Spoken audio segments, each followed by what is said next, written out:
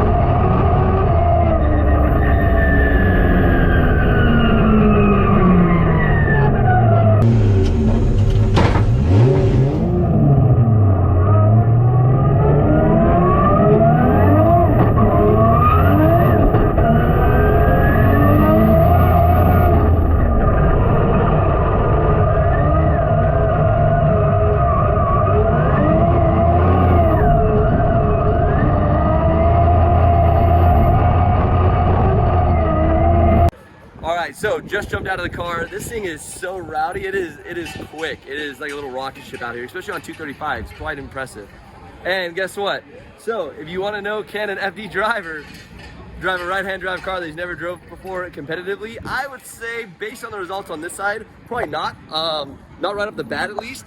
So we first lap out, we blew off the side, basically all the aero. So blew the side skirt off, blew the rear bumper off, and took off most of the car.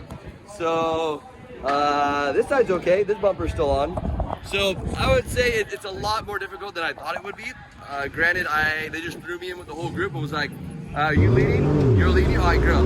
So it was weird for me to just send it out there and lead right away at the start. Also, it has a electric power steering pump.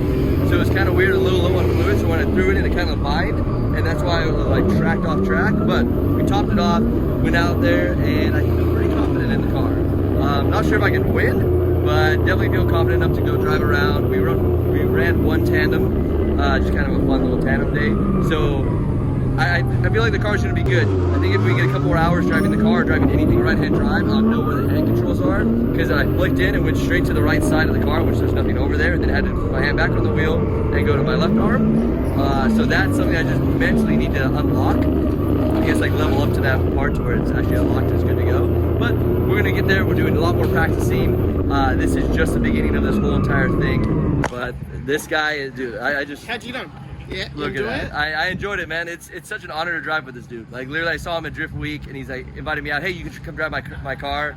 I'm like, I don't know about that. He's like, don't worry, it's a pro car. Like you'll figure it out. I'm like, he's like, it's RB. It's a right-hand drive.